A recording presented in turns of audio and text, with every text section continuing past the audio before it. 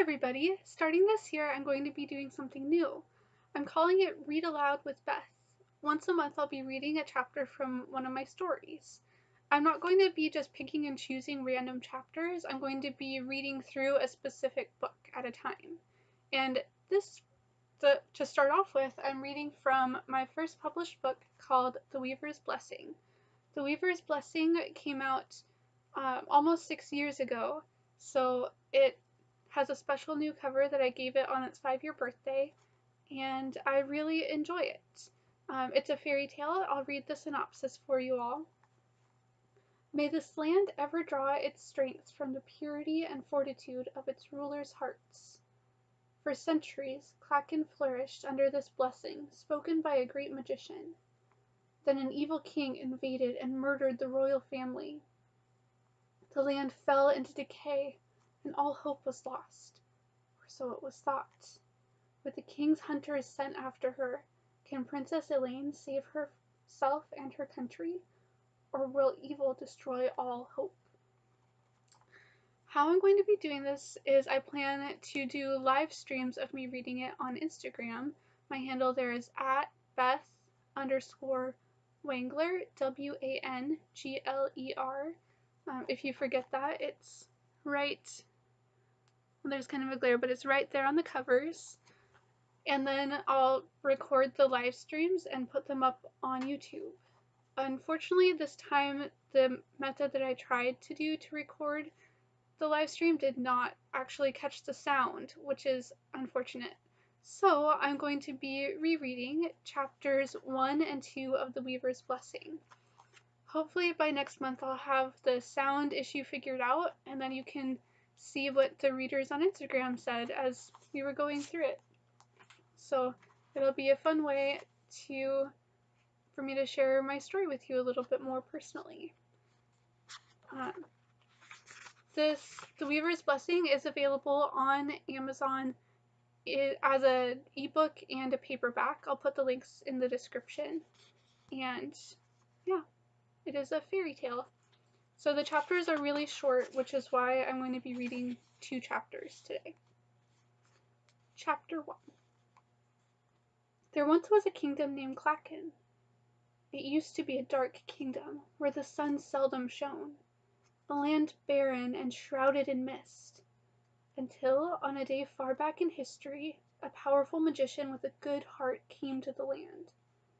He beheld its desolation and was dismayed, because he saw what it could be if only it were ruled by the right people.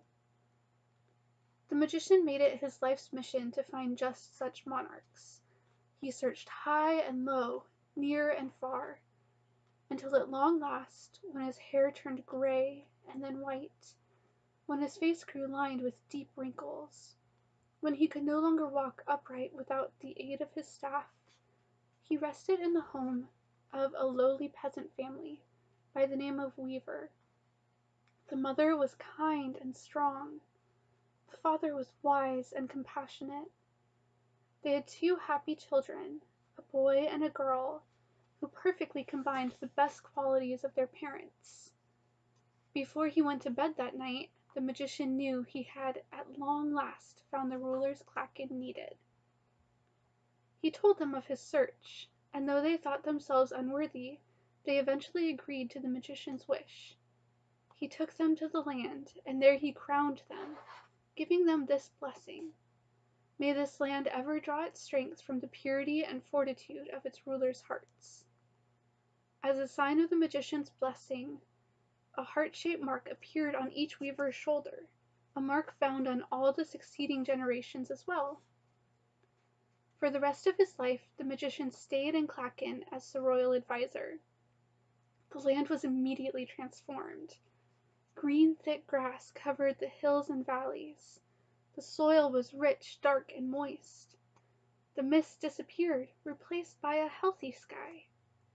Animals came to the land to nest, burrow, and den. People followed, just a few at first, then multitudes who flocked to the good, hale land. Forests grew where at first there were only grassy hills, rich forests full of vibrant flora and fauna. For hundreds of years the Weaver family reigned. The kingdom prospered under them. Droughts and bad crops were few and far between. Illness, though present, was much less than in other kingdoms. Crime was nearly non-existent. Wild animals lived at peace with humans and did not attack them. Few fires scoured the land. Clachan was at peace with itself and with its neighbors. Then tragedy struck. To the east, in the kingdom of Poldar, there arose an evil king, Eric of Cangraf. He turned his greedy eye on the kingdom of Clachan, amassing his armies, and in the middle of the night, he attacked. High in the castle, little Princess Elaine slept on her feather bed. Her mother, the queen, rushed into the room, gathering the little girl's most serviceable shoes, plainest dress, and warmest cloak. She knelt by Elaine's bed and stroked her daughter's soft, straight brown hair. "Lainey, wake up," the queen whispered. The girl stirred and opened her crystal blue eyes. "Dearest, you must get dressed."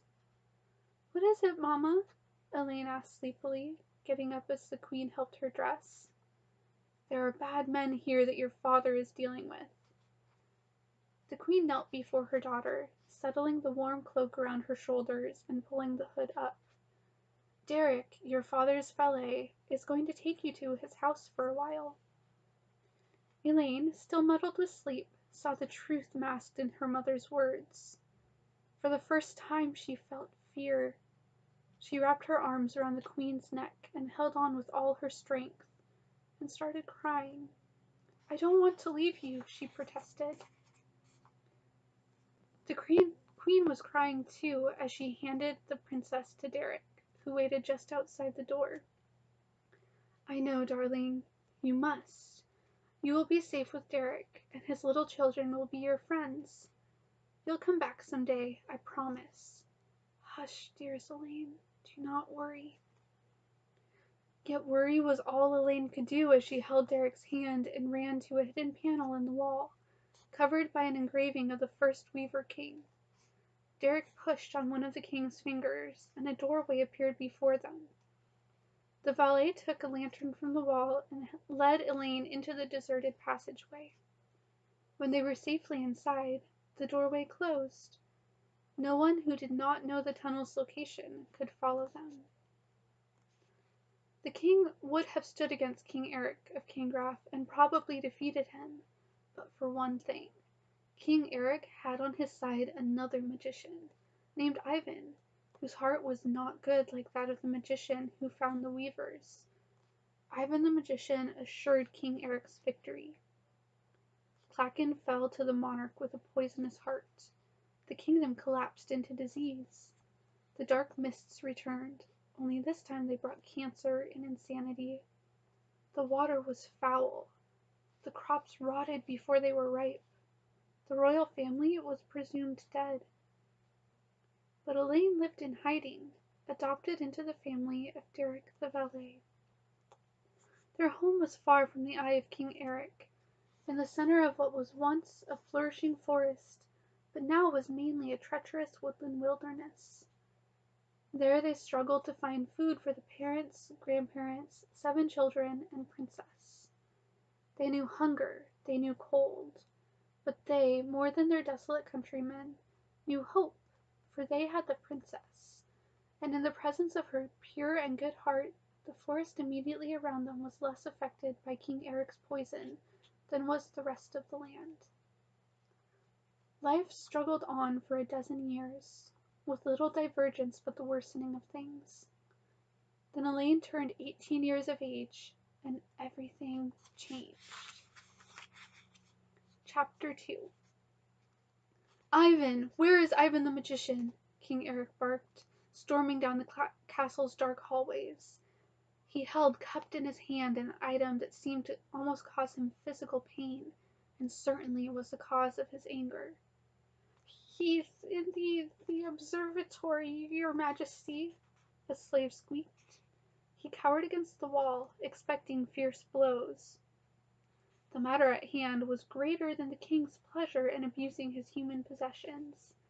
He marched through the halls and upstairs until he reached the magician's observatory. There he stopped, seething with anger. Ivan the magician was indeed there, standing with his back to the king, leaning heavily on the table, his head bowed. "Ivan, you promised," King Eric finally said. His voice was more composed than when he addressed the slave. "You promised, but look at what the royal guard found." He opened his fist. There, on his palm, lay a small white flower with bright green leaves. The magician laboriously turned around. His shoulders sagged and his face was harrowed. When he beheld the wilting flower, he released a deep sigh. He spoke with great effort. "There is a deep and ancient magic at work in this land, Eric. Its subtlety is such that for years I detected nothing of its power. I thought it was crushed when we defeated King Weaver, but it only lay hidden these 12 years." "What are you saying, Ivan?" the king asked. "There is a child who survived, the Princess Elaine," Ivan said with great solemnity. "This magic rests on her and is the antidote to our magic. Today she came of age, and the magic that lay mainly dormant now bursts forth, unraveling our power over the land." Ivan the magician paused and briefly paced. He seemed to consider what to say next. "Speak, Ivan," the king requested. "Leave me no longer in suspense." The magician ceased to pace. "Eric, I have searched the stars these past weeks. Let me speak plainly. The Princess Elaine will be your downfall." Eric's face turned pale. He was quiet, searching for a way out of Ivan's pronouncement. "You have been wrong before." His tone was one note away from pleading. "You said no one could stand against me." Ivan touched his index fingers to his lips in thought. "Though my intent has proved erroneous, my words have not yet lied," he realized. "I said no man would stand against you, and the princess is no man. No, Eric, there is nothing I can do, for this word does not come from me. I simply relay to you the course of the stars." Eric stood straighter. "Great beings can alter the courses of stars and even wipe them from the skies. My mind is decided. She cannot defeat me if she is dead." Having spoken, he strode from the observatory with new purpose, leaving Ivan the magician shaking his head. There we go. That is the end of chapter 2 and the end of our reading for today. I would love to hear your thoughts on it and your predictions for chapters 3 and 4. So go ahead and let me know in the comments your thoughts. Happy 2019, and I look forward to seeing you guys in February. Have a great rest of your month.